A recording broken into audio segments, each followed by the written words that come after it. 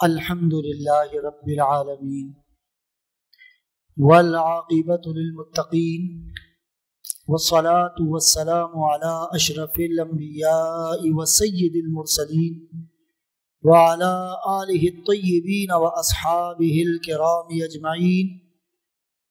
أما بعد فأعوذ بالله من الشيطان الرجيم. بسم الله الرحمن الرحيم. فتلقى آدم من ربه كلمات فتاب عليه إنه هو التواب الرحيم. صدق الله خالقنا العظيم وصدق رسوله النبي الكريم الأمين ونحن على ذلك لمن الشاهدين والشاكرين والحمد لله رب العالمين.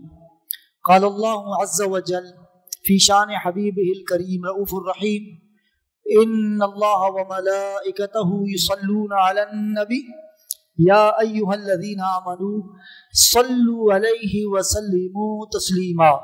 اللهم صل على سيدنا ومولانا محمد وعلى آله وأصحاب سيدنا ومولانا محمد وبارك وسلم صلاة وسلاما عليك يا سيدي يا سيدي يا سيدي يا رسول الله صلی اللہ علیہ وسلم.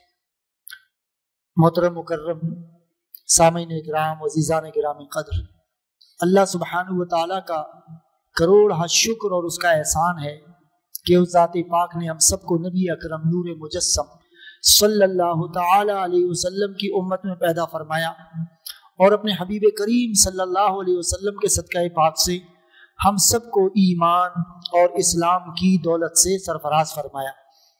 احباب محترم، 11ویں شریف کے مہینے سے قبل یعنی ربیع الثانی کے مہینے سے قبل ہم نے ابتدا میں شان اولیاء کے حوالے سے گفتگو کی اور پھر پچھلے کئی جمعۃ المبارک سے ہم نے پھر شیخ کامل کی شرائط اور اس کی اوصاف اور اس کی خوبیاں اور اس کی خصوصیات، وہ تعلیمات غوث العظم شیخ عبد القادر جیلانی رحمۃ اللہ تعالی علیہ کی روشنی میں ہم نے بیان کی. تو اور اس سے پہلے ہم سورہ البقرہ کی تفسیر بیان کر رہے تھے اور اس وقت بھی ہم نے عرض کیا تھا کہ اگر بیچ میں کوئی ایسے موضوعات آ جائیں جو کرنٹ افیئر کے حوالے سے ہوں یا اس مہینے کی کچھ خصوصیات کے حوالے سے ہوں تو اس پر گفتگو کریں گے اور پھر کوشش یہی کریں گے کہ کم سے کم ایک مرتبہ قرآن مجید فرقان حمید کی جو تفسیر ہے اس پر اختصار کے ساتھ مختصراً ایک روشنی ڈالی جائے تاکہ ہم مسلمان قرآن مجید کی تعلیمات سے اگرچہ مختصراً اس سے آگاہ ہو جائے، کیونکہ قرآن مجید فرقان حمید ایک ضابطۂ حیات ہمیں دیتا ہے نا. تمام مسائل کے حل کے لیے اللہ تبارک و تعالیٰ نے اس قرآن مجید کو نازل فرمایا ہے اور جس کو ہم نے فقط ایک کتاب ثواب سمجھ لیا ہے، لیکن سمجھ تو لیا ہے کتاب ثواب، لیکن اس کے اصول ثواب کے لیے بھی پابندی سے ہم اس کی تلاوت بھی نہیں کرتے. حالانکہ نہ صرف اس کی تلاوت کرنی چاہیے بلکہ اس کے ترجموں کے سمجھ کر اور اللہ کے احکام، ظاہر احکام تو اسی میں ہی ہے نا، تو پھر اسی کی جو ایکسپلینیشن ہے، اس کی تشریح ہے، اس کی تفسیر ہے، اس کی وضاحت ہے جو رسول اللہ صلی اللہ علیہ وسلم نے بھی فرمائی، مفسرین اکرام نے پھر ان احادیث کے روشنی میں فرمائی. تو بہرحال نزول قرآن کا اصل مقصود اللہ کے احکام پر عمل کرنا ہے. تو اس حوالے سے ہم نے سورہ البقرہ کی آیت نمبر 36 تک مکمل اور آیت نمبر 37 جو ابھی ہم نے تلاوت کی، اس میں اللہ تبارک و تعالیٰ نے اور ان آیت نمبر 35 اور 36 میں ہم نے یہ عرض کیا تھا کہ اللہ سبحانہ و تعالیٰ نے حضرت آدم علی نبینا علیہ الصلوۃ والسلام کو جنت سے نیچے اترنے کا حکم بھی دے دیا. تو ہم نے یہ عرض کیا تھا کہ بھئی جنت کیسے کوئی اور کیسے پائیں گے. تو اس حوالے سے پھر سورہ اعراف کی بعض آیات کی روشنی میں بھی ہم نے گفتگو کی تھی. بہرحال آیت نمبر 36 کے وہ حصہ وہی تھا، یعنی جو حضرت آدم علیہ نبینا علیہ الصلوۃ والسلام کا جو اپنے خطائے اجتہادی پر جو توبہ کا بیان تھا وہ ہم نے کر دیا تھا. اللہ نے فرمایا تھا کہ فَتَلَقَّى آدَمُ مِن رَبِّهِ، یہ آیت نمبر 37 ہے. فَتَلَقَّى آدَمُ مِن رَبِّهِ کہ آدم علیہ السلام کو ان کی رب کی طرف سے کچھ کلمات القا کیے گئے، ان کے دل میں ڈالے گئے. فتلقى آدم من ربه کلمات فتاب علیہ، اور اللہ تبارک و تعالیٰ نے آدم علیہ نبینا علیہ الصلوۃ والسلام کی اس اجتہادی خطا پر کی جانے والی توبہ کو قبول فرما لیا۔ اب اللہ سبحانہ و تعالیٰ نے وہ کلمات خود القا کیے، وہ امام فخر الدین رازی رحمۃ اللہ تعالیٰ علیہ کی تفسیر کی روشنی میں وہ کلمات کیا تھے وہ بھی ہم نے آپ کے گوش گزار کر دیے۔ اب یہاں دو باتیں ہم آپ کو سمجھانا چاہتے ہیں۔ ایک تو یہ کہ آدم علیہ نبینا علیہ الصلوۃ والسلام وہ اللہ کے نبی اور پیغمبر تھے، اور نبی اور پیغمبر وہ ہر قسم کے گناہ سے بالکل معصوم اور پاک ہوتا ہے۔ پھر آدم علیہ نبینا علیہ الصلوۃ والسلام نے اس کے باوجود چونکہ جو ان کا عمل تھا وہ ان کے شایان شان نہیں تھا، اگرچہ شیطان کے وسوسے کی بنیاد پر، اور اللہ نے خود اس بات کی تائید کی جو ہم نے آپ سے کہا کہ اللہ نے خود سورہ طٰہٰ میں ارشاد فرمایا کہ فَلَمْ نَجِدْ لَهُ عَزْمًا فَنَسِيَ آدم سے ہو گئی بھول، اور ہم نے اسے جان بوجھ کر اس غلطی پر عازم نہیں پایا، لیکن اس کے باوجود آدم علیہ نبینا علیہ الصلوۃ والسلام نے جب اپنے مقام بندگی سے دیکھا کہ اللہ نے بہرحال مجھے تو منع کیا تھا کہ اس درخت کی طرف نہ جانا، اب شیطان کے بہکاوے پر حضرت مائی حوا رضی اللہ تعالی عنہا کے کہنے پر یا جنت میں مستقل رہنے کی خواہش پر، بہرحال وجہ کوئی بھی ہو لیکن اللہ سبحانہ و تعالیٰ کے حکم کی خلاف ورزی تو ہو گئی نا، تو اس بنیاد پر انہوں نے 300 سے زائد سال اللہ کی بارگاہ میں آپ دعا کرتے رہے کہ ربنا ظلمنا انفسنا وان لم تغفر لنا وترحمنا لنکونن من الخاسرین، 300 سے زائد سال۔ اب آدم علیہ نبینا علیہ الصلوۃ والسلام معصوم عن الخطا ہونے کے باوجود وہ اللہ کی بارگاہ میں توبہ کر رہے ہیں، عاجزی کا اظہار کر رہے ہیں۔ اچھا، بندے کی شان ہے بھی یہی، یہ بندے کی شان ہے، یہ جو میں اقبال کا مصرع اکثر آپ کو سنایا کرتا ہوں کہ متاع بے بہا ہے درد و سوز و آرزو مندی، مقام بندگی دے کر نہ لوں شان خداوندی۔ یہ جو آہ و بکا ہے، یہ سوز و گداز ہے، یہ جو رونا ہے، یہ جو معافی کا طلب کرنا ہے، یہ جو استغفار ہے، یہ سب اپنی کمائیگی، اپنی بندگی، اپنے احساس گناہ کی وجہ سے اللہ کے حضور بندہ جھکتا ہے، یہی ادا اللہ سبحانہ و تعالیٰ کو پسند ہے۔ اسی وجہ سے انبیاء اکرام علیہم السلام اللہ کی بارگاہ میں اس قسم کی دعائیں کرا کرتے تھے۔ اب دیکھیں حضرت یونس علیہ السلام جسے ہم آیت کریمہ کہتے ہیں لا الہ الا انت سبحانک، اے اللہ تیرے سوا کوئی معبود نہیں، تو تو ہے پاک، انی کنت من الظالمین، کہا کہ ہم نے اپنے جانوں پر ظلم تو ہم نے خود ہی کیا، یہ یونس علیہ السلام کہہ رہے ہیں، ٹھیک ہے۔ حضرت ابراہیم علیہ السلام ربنا اغفر لی، بخش دے اللہ مجھے، بخشا کیا جاتا ہے جی، یہی ہوتا ہے۔ تو میرے دوستو، میرے عزیزو، اللہ سبحانہ و تعالیٰ کو یہ تائب ہونا، استغفار کرنا، اس سے معافی چاہنا، اس کی بارگاہ میں توبہ کرنا، یہ اللہ سبحانہ و تعالیٰ کو حد درجے پسند ہے، حد درجے پسند ہے۔ شب قدر کتنی عظیم رات ہے، 1000 مہینوں سے بہتر ہے۔ جب صحابہ نے عرض کی کہ یا رسول اللہ صلی اللہ علیہ وسلم یہ شب قدر اتنی معتبر اور مقدس رات ہے، بڑی شب ہے، 1000 مہینوں سے بہتر ہے، تو ایسا ہم کیا کریں، ایسا کیا کریں کہ اللہ راضی ہو، اللہ خوش ہو جاؤ، کوئی بڑا عمل بتا دی۔ اب دیکھیں ہمارے یہاں آپ پرچے چھپتے ہیں، ٹھیک ہے، پرچے چھپتے ہیں تو اس میں کیا لکھا ہوتا ہے بھائی 100 رکعت پڑھ لیں، 40 پڑھ لیں، 20 پڑھ لیں، ٹھیک ہے۔ ہاں اور جناب ایک سلام سے 8 رکعت پڑھ لیں تو یوں ہو جائے گا، ایک سلام سے 8 رکعتیں پڑھ لیں تو یہ ہو جائے گا، یہ مل جائے گا، یہ مل جائے گا. یہ تو ابھی ہمیں یہی بتایا جاتا ہے. اور ان پرچوں کو فالو کرتے ہوئے بالخصوص نوجوان بھی اور بزرگ حضرات بھی پھر وہ پرچہ سامنے رکھتے ہیں اور ان نوافل کو ادا کرتے ہیں. اب میں آپ سے بڑی پیاری بات کر رہا ہوں، اب یہ میرے آقا مولا صلی اللہ علیہ وسلم نے فرمایا ہمیں کیا کرنا چاہیے. حضور صلی اللہ علیہ وسلم سے بھی صحابہ نے عرض کی کہ اتنی بڑی رات، یا رسول اللہ پھر ہم ایسا کیا کریں، ایسا کیا کریں. اب آپ سنیں، حضور اکرم صلی اللہ تعالی علیہ وسلم نے فرمایا کہ شب قدر کا بہترین عمل پوچھتے ہو، کیا کرو؟ اللہ کو کس طرح مناؤ؟ تو کہا کہ اللہ سے معافی مانگو، رو رو کے گڑ گڑا اس کے حضور، جو کچھ چاہو، یہی بندگی ہے. پھر اللہ کے رسول صلی اللہ تعالی علیہ وسلم نے، چونکہ اللہ خوش ہوتا ہے نا، اب اللہ کی باتوں سے، اس کی رازوں سے اس کے محبوب سے زیادہ کون واقف ہو سکتا ہے. تو صحابہ کو بڑی پتے کی بات بتا دی حضور علیہ الصلوۃ والسلام، کہا کہ اللہ سے معافی چاہو کیونکہ یہ اللہ کو بہت پسند ہے. کیا دعا تعلیم فرمائی. دعا میرے دوستوں، میرے عزیزوں، ویسے تو ہر وقت یہ کرنی چاہیے، ہر رات جس کو اللہ توفیق دیتا ہے نا، آپ میں سے کسی کو بھی اللہ توفیق دیتا ہے رات کو اٹھنے کی توفیق دیتا ہے، اگر وہ تہجد پڑھ لیتا ہے، اللہ جس کو توفیق دے. ورنہ ویسے کوشش کیا کریں اٹھ جائیں کبھی اللہ کے حضور.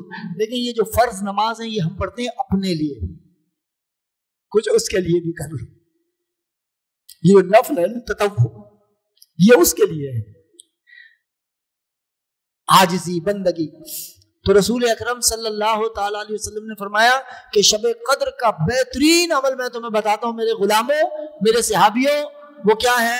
کہا کہ بس اللہ سے معافی چاہو، اللہ سے معافی مانگو. یا رسول اللہ کیسے؟ کہا کہ یوں کہو، اللہم انک عفو، اے اللہ تو تو معاف کرنے والا ہے، تحب العفو، اور معافی کو پسند بھی کرتا ہے، فاعف عنی، تو پھر مجھے بھی معاف کر دے. تو ہے بھی معاف کرنے والا اور معافی تجھے پسند بھی ہے، تو پھر معاف کر دے مجھے میری غلطیوں کو، میری کوتاہیوں کو. اب میں نے آپ سے عرض کیا کہ حضرت آدم علیہ نبینا علیہ الصلوۃ والسلام معصوم عن الخطا ہونے کے باوجود آپ اللہ کے حضور معافی چاہ رہے ہیں نا کہ ربنا ظلمنا انفسنا وان لم تغفر لنا وترحمنا لنكونن من الخاسرین. وہ تو معافی چاہ رہے ہیں، مغفرت چاہ رہے ہیں، اپنے آپ کو عاجز بنا کر اللہ کے حضور پیش کر رہے ہیں. جب آدم علیہ نبینا علیہ الصلوۃ والسلام اللہ کے پیغمبر اور نبی ہو کر وہ اللہ کے حضور توبہ کر رہے ہیں، تو پھر ہم گناہگار، خطا کار، ہر کوئی اپنے حال سے خود واقف ہے، ہر کوئی جانتا ہے. تو پھر رسول اللہ صلی اللہ تعالی علیہ وسلم نے اس لیے اچھا قرآن مجید میں بھی اسی نے حضور نے فرمایا کہ اللہ سے معافی مانگو، اللہ سے معافی چاہو، یہ اللہ کو بہت پسند ہے، گڑ گڑاؤ اس کے حضور. اور رسول اکرم صلی اللہ تعالی علیہ وسلم خود، یہ تو آدم علیہ السلام کا عمل میں نے بتایا نا، بخاری شریف کی حدیث ہے، بخاری شریف کی حدیث ہے. حضور علیہ الصلوۃ والسلام نے فرمایا آپ تاجدار انبیاء ہیں، تاجدار ختم نبوت ہیں، اللہ کے حبیب ہیں، وجہ تخلیق کائنات ہیں. وہ تو توبہ تھی ابو البشر آدم علیہ نبینا علیہ الصلوۃ والسلام کی. اور رسول اللہ صلی اللہ علیہ وسلم ارشاد فرماتے ہیں کہ میں روزانہ اللہ کے حضور 100 مرتبہ استغفار کرتا ہوں، روزانہ، بغیر کسی ناغے کے، روزانہ. استغفار کیا ہے؟ استغفر اللہ، یہی ہے نا، اے اللہ میں تجھ سے معافی چاہتا ہوں، میں تجھ سے معافی مانگتا ہوں. اب رسول اللہ صلی اللہ علیہ وسلم فرماتے ہیں کہ میں دن میں 100 مرتبہ اللہ کے حضور معافی چاہتا ہوں. اور ایک روایت میں آیا کہ میں 70 مرتبہ اللہ کے حضور معذرت خواہ ہوتا ہوں، میں اللہ کے حضور معافی چاہتا ہوں. جب حضور اکرم صلی اللہ تعالی علیہ وسلم اللہ کے حضور روزانہ 100 مرتبہ، تو ہم تو اگر لاکھ کروڑ مرتبہ ہی پڑھ لیں تبھی کم ہے، کیونکہ ہم تو نہ جانے کتنے گناہ کرتے ہیں.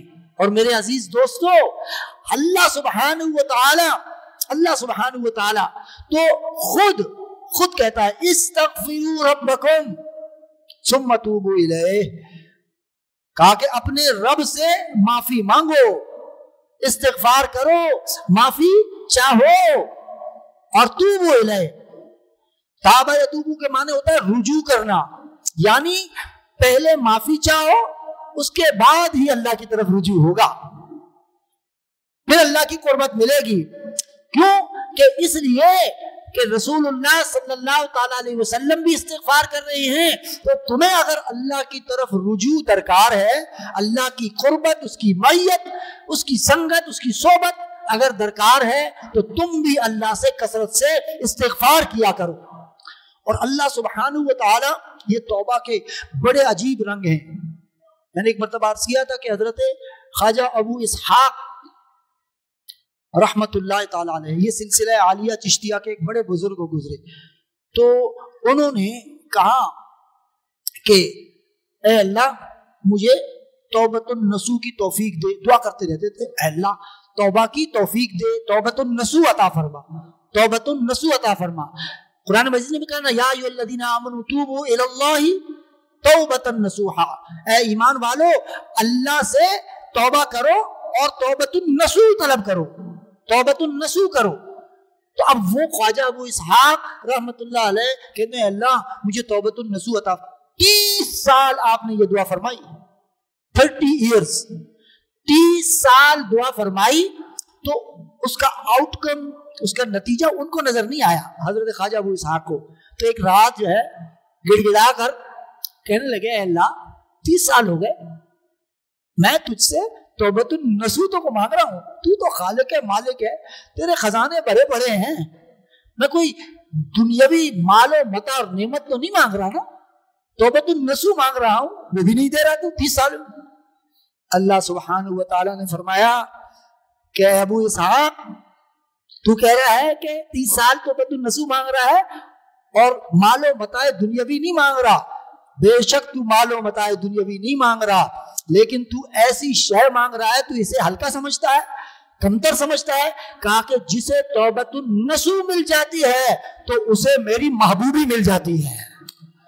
توبۃ النصوح اسے دیتا ہوں جسے محبوب بنا لیتا ہوں. میرے دوستو تو یہ ہے. اچھا اس کے رنگ بڑے عجیب ہوتے ہیں توبہ کے، یہ کیا سے کیا کر دیتے ہیں. حضرت حبیب عجمی رحمت اللہ تعالی علیہ یہ بڑے بزرگ، مطلب بعد میں دیکھیں یہ میں صرف اس لیے کہ کتابوں میں چونکہ یہ بات آتی ہے، لیکن اس کو بطور ایگزامپل اور مثال بنا کر اسے بطور مسئلہ پیش نہیں کیا جا سکتا. ٹھیک ہے، اس لیے کہ اب آپ دیکھیں نا ایک خیر وہ روایت ہی غلط ہے جو حضرت سیدنا بلال رضی اللہ تعالیٰ عنہ کی اذان کے حوالے سے بالکل فضول روایت. یہ روایت ایسی ہی ہے کہ جیسے حضرت سیدہ کائنات کے متعلق کہتے ہیں کہ 2 بال نظر آ گئے تو جناب اندھیرا چھا گیا اور یوں ہو گیا. ٹھیک ہے، اور یہ ایسا ہی ہے کہ جیسے وہ خاتون جو ہے کچرا پھینکا کرتی تھی جناب حضور علیہ السلام.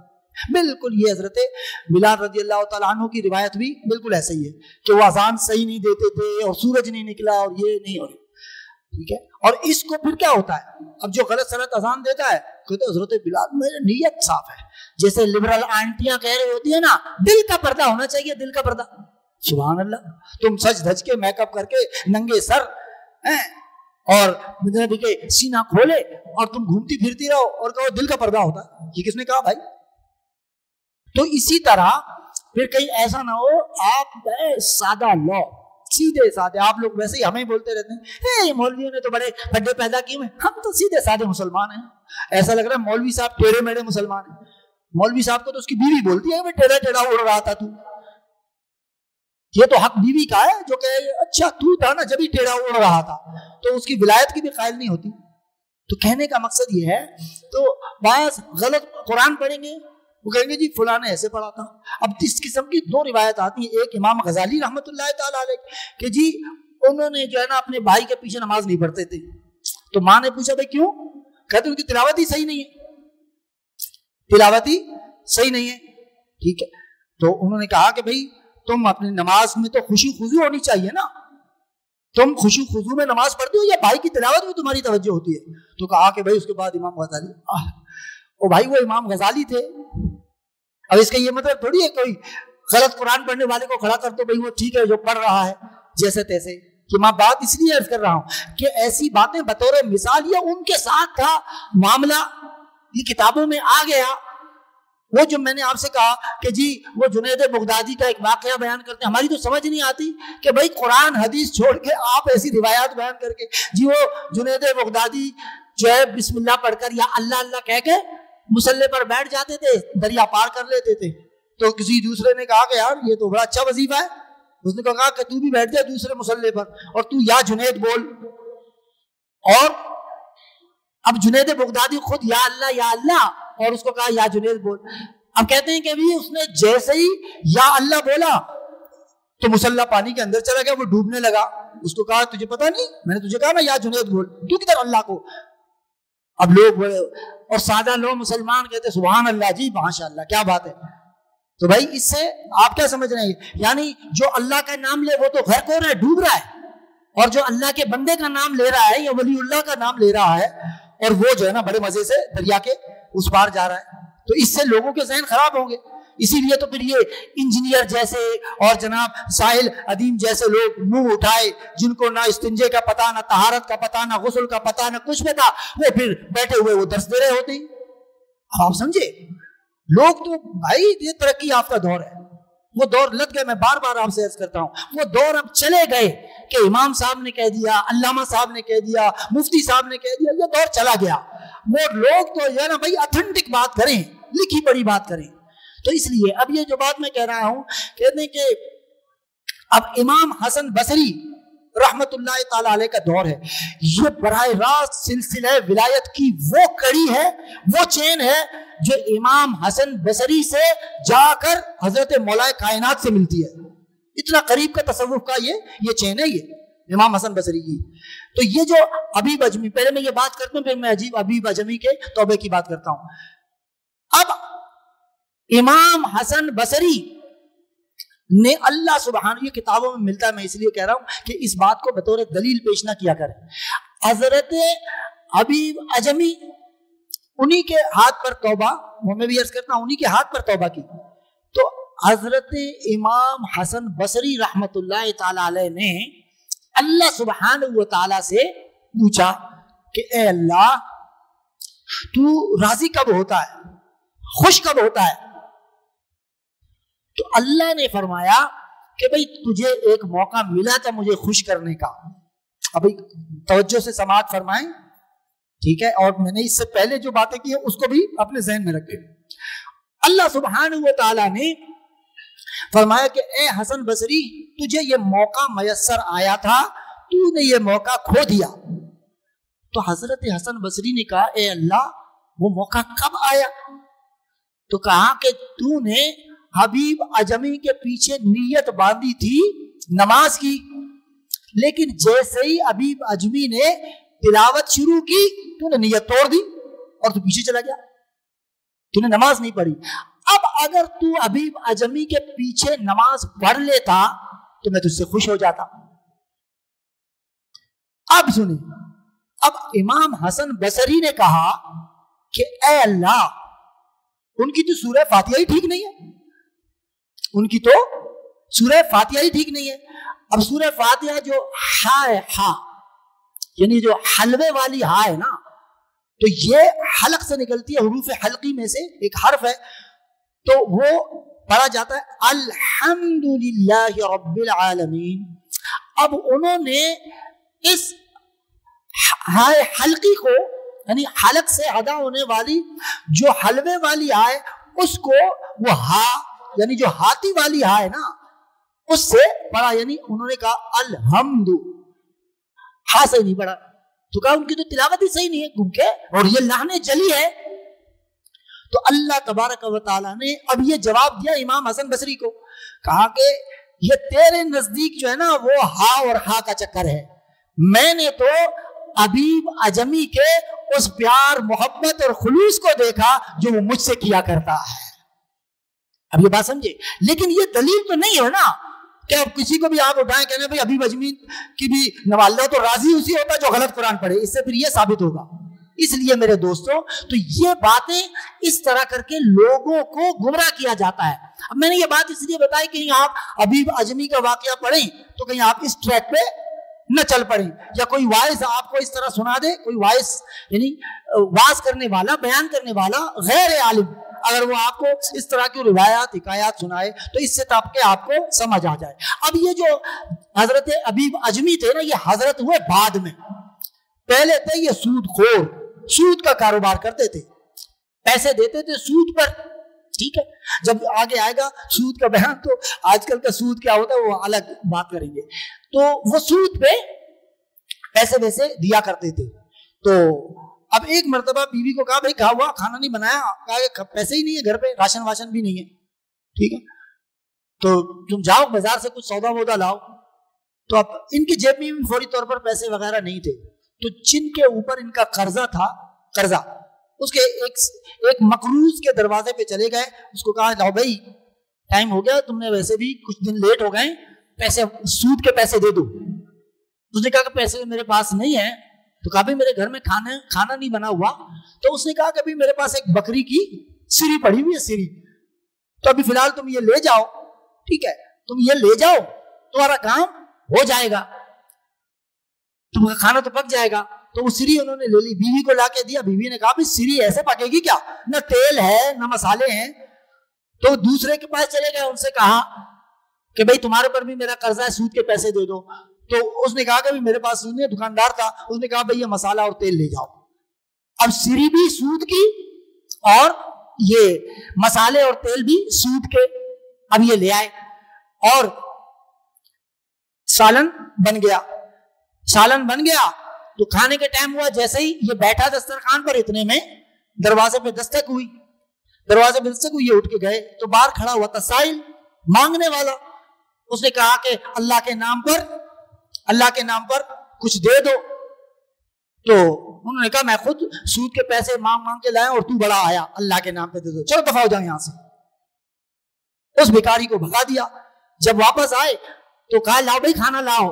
بیوی نے جب ایسے پلیٹ ڈھکن ہٹایا پتیلی کے اوپر سے تو کہا کہ حبیب دیکھ تیرے سود کا کرشمہ، دیکھ جو تو سالن بنانے کے لیے سری اور مسالے لایا تھا، یہ سارا سالن خون بن چکا ہے، سارا سالن خون بن چکا ہے۔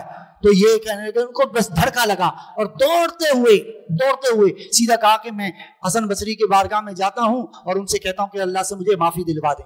اور یہ دوڑتے ہوئے حضرت امام حسن بصری، اب اس پر میں آپ کو حدیث بھی سناؤں گا کہ بھئی توبہ کرنی تھی گھر پہ کرتے، وہاں کیوں گئے؟